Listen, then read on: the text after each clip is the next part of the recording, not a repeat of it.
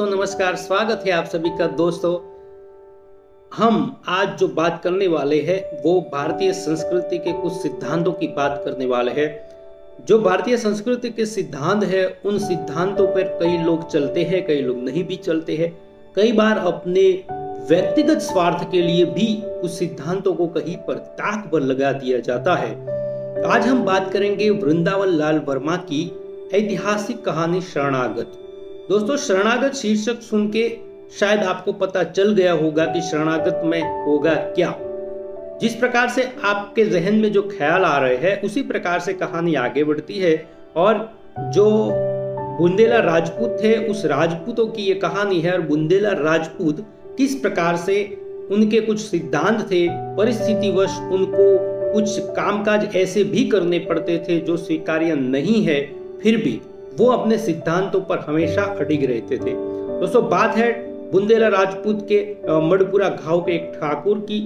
जो ठाकुर की स्थिति जो है वो आर्थिक स्थिति बहुत ही कमजोर है, गरीब है, और वो अपने गांव के कुछ लोगों से लगान वसूल करके अपना कामकाज चला देता है। उनके खेत भी बिक चुके हैं, किंतु ठाकुर के डर से लोग उसे ठाकुर या राजा कहते हैं और उनके जो छोटी सा घर है, छोटा सा, उसको हवेली कह के पुकारते हैं। एक बार एक ललितपुर गांव का एक कसाई जो था वो उस गांव से निकलता है। वैसे तो वो ललितपुर गांव और मडपुरा गांव दोनों में अरस परस संबंध था, किंतु ये कसाई जो है वहां पर कुछ ढोर जो है वो लेने आता था और इस प्रकार से लोग उसे पहचानते भी थे। तो शाम होने का वक्त था और उस समय जो है वो ऐसे कोई साधन थे नहीं, तो एक गांव से दूसरे गांव में जाना थोड़ी दिक्कत थी। रात का समय था और कसाई की जो पत्नी थी उसको बहुत बुखार था। अब बुखार में उस पत्नी को लेकर जाना थोड़ी कठिन काम था, इसलिए उसने सोचा कि मैं मडपुरा गांव में रात बिता दूं। वैसे भी उसका बहुत सारे लोगों के साथ व्यवहार था, कई लोगों के ढोर वो ले चुका था और इसके कारण लोग उसे पहचानते भी थे। इसीलिए यहाँ पर वो जात छिपा के रहता वो तो ठीक ही नहीं, क्योंकि उसको सब पहचानते थे। सबने मना कर दिया, कोई किसी को उस कसाई को रखने वाला नहीं था। तो जातिवाद की जो प्रथा है वो भी यहाँ पर हमें देखने को मिलती है। दोस्तों साथ साथ वो कसाई जो है वो एक ठाकुर के यहाँ पे जाता है रात में, और जैसे वो ठाकुर का दरवाजा खटखटाता है, दरवाजा खुलता है, ठाकुर बाहर निकलते हैं और वो कहते हैं कि क्या है। तो वो कसाई कहता है मुझे एक रात यहाँ पे आपके आश्रय में रुकना है। तो ठाकुर कहते हैं कि कौन से जात है, तो वो कहते कसाई। तो ठाकुर का गुस्सा बढ़ जाता है। वो कहता है कि तुम्हें पता है कि तुम किससे बात कर रहे हो, तुम्हें पता है कि ये किसका घर है। कसाई जो है वो दया भरी दृष्टि से, दया भरी वाणी से कहता है कि मैं जानता हूं ये घर राजा का है। और जैसे ही ऐसे प्रशंसा भरे शब्द सुने ठाकुर का गुस्सा तुरंत उतर जाता है, क्योंकि प्रशंसा सबको अच्छी लगती है और उसको राजा कहा। और इसीलिए उन्हें कसाई ने कहा कि मैं राजा की शरण में आया हूं, मुझे एक रात के लिए रुकना है, मेरी पत्नी को ज्वर है, बहुत बुखार है।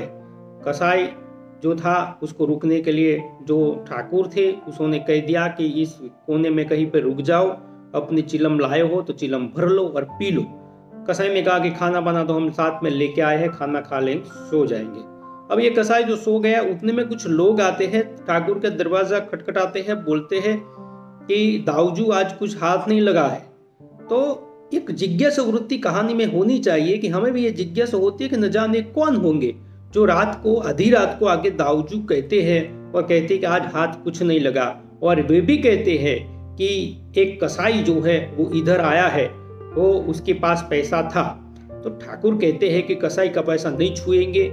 और ठाकुर को अब पता चल गया कि जो ठाकुर के यहाँ पर कसाई रुका है उसी की ये लोग खोज कर रहे हैं, किंतु वो बताते नहीं है। ये पहला सिद्धांत हमें देखने को मिलता है शरणागत कहानी के शीर्षक रूप में। अब जो सुबह हो चुकी है, ठाकुर ने कह दिया था कि सुबह जल्दी जल्दी चले जाना, अगर लोग लाज किसको नहीं होती है, अगर लोग देख लेंगे तो फिर मुझे किस मुंह से उनके सामने जाना। तो ठाकुर के यहाँ पर जैसे ही वो सुबह होती है और देखता है कि वो अभी पड़ा है, उसे तुरंत वो धुतकारता है, तुरंत निकाल जाने की बात करता है। रज्जब जो है ये ललितपुर का कसाई जिसका नाम रज्जब था और वो था वो निकलने के लिए तैयार होता है, निकल जाता है, किंतु पत्नी को ज्यादा ज्वर था, बुखार ज्यादा था। ऐसे में थोड़े ज्यादा पैसे लेकर एक गाड़ीवान को तय करता है। गाड़ीवान भी ऐसा है कि वो भी मजबूरी का फायदा उठाता है, ज्यादा पैसा लेता है। और साथ साथ आप देखिए कि रज्जब जो है बार बार कहता है गाड़ीवान को कि जल्दी करो जल्दी करो, तो गाड़ीवान गुस्सा हो जाता है। वो कहता है कि वैसे नहीं चल सकते, तो पैसे कम दे रहे हो, और रुक जाता है। वो कहता है ज्यादा पैसे दो तभी आगे बढ़ूंगा। रज्जब मजबूरी का मारा है, मजबूरी का मारा आदमी क्या नहीं करता। इसीलिए वो रज्जब जो है वो गाड़ीवान को ज्यादा पैसा देता है और सोचता है कि बेटा मेरा गांव होता या मेरे एरिया में होता तो तुझे बता देता। और वो सोचता है कि सुमसाम रास्ता आएगा तो मैं उसे डराऊं। गाड़ीवान ये सोचता है कि अगर गांव आ जाए तो मैं उतर के साइड में हो जाऊं और कह दूं कि ये मुझे मारना चाहता है। तो ऐसे दोनों की सोच है, किंतु इतने में कुछ रास्ते में लोग आ जाते हैं, बैल ठिठक के खड़े हो जाते हैं। कुछ लोग आते हैं और गाड़ीवान को रुकने के लिए कहते हैं, तो गाड़ीवान तो नीचे उतर जाता है। वो कहता है कि मेरा इसमें कुछ है नहीं, मैं तो गाड़ीवान हूँ, मैं तो गाड़ी लेकर आया हूँ। वो तो खड़ा हो जाता है और खिसकने लगता है, तो कुछ लोग उसे पकड़ भी लेते। अब बारी रज्जब की थी। रज्जब पीछे बैठा था, उसकी गांठ में पैसे बंधे हुए थे। एक आदमी बड़ी लठ लेके आया और कह रहेगा कि तेरे पास क्या है, मुझे दे दे। और उसने कसाई ने परिचय दिया कि मैं एक रज्जब हूँ, कसाई हूँ। और ऐसे में कुछ एक आदमी आया और उस अपने साथी को कहने लगा कि इसको मत छूना, उसके पास कुछ नहीं लेना, चलिए निकल जाइए। तो वो साथी कहने लगा कि दाऊजू ऐसे तो वैसे हाथ लगा है और कैसे छोड़ दे उसे। तब वो कहते हैं कि नहीं, मैं कहता हूं छोड़ दो।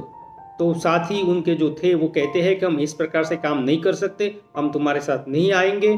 किंतु वो जो ठाकुर होता है वो कहता है कि मुझे किसी की जरूरत नहीं है, मैं अपना काम खुद कर सकता हूं, किंतु मैं अपने सिद्धांत से कभी समझौता नहीं कर सकता हूं। और उनका सिद्धांत यह है कि शरण में आए हुए व्यक्ति की रक्षा करना, चाहे वो कसाई हो चाहे और जात का हो, किंतु अगर वो शरण में आया है तो शरण में आया हुआ व्यक्ति की रक्षा करना हमारा परम धर्म है। इसीलिए वो ठाकुर की शरण में आया था, इसीलिए वो उसकी रक्षा करना, उसको गांव तक भेजना उसकी जिम्मेदारी है। इसीलिए गाड़ीवान को ठाकुर कहते हैं कि तुम, गाड़ीवान जो है उसे कहते हैं कि तुम जाओ और उसके गांव तक छोड़ आना, नहीं तो तुम्हारे खैर नहीं। तो इस प्रकार से शरणागत की संस्कृति जो भारतीय संस्कृति है, भारत में आप देखें कि कितने सारे लोग आए और गए, व्यापार के बहाने आए और राज 200 साल करके गए। तो इस प्रकार से शरणागत की जो कहानी है बिल्कुल सार्थक है, शीर्षक बहुत सार्थक है, क्योंकि हमारे यहाँ पर बहुत सारे लोग आते हैं चले जाते हैं, सबको हमने अपने भीतर समा लिया है। उसी प्रकार ये शरणागत सिद्धांत जो है हमारे यह अतिथि देवों की भव की संस्कृति है। इसी प्रकार ये शरणागत जो है वो भी इसी बात को व्यक्त करता है कि ठाकुर को पैसों की जरूरत थी, उसके पास आर्थिक स्थिति बहुत कमजोर थी, फिर भी वो अपनी शरण में आए हुए व्यक्ति को अपने रोजगार या अपने धंधे को दांव पर लगाते हुए उसको छोड़ देता है। तो ये वृंदावनलाल वर्मा की बुंदेला राजपूतों की जो सिद्धांत थे, उस सिद्धांतों के आधार पर ऐतिहासिक, जिसे हम कह सकते हैं, इस प्रकार की कहानी के माध्यम से भारतीय संस्कृति के सिद्धांतों को हमारे सामने अभिव्यक्त किया है। तो शरणागत कहानी में बस इतना ही आज के लिए। बहुत बहुत धन्यवाद। Thank you.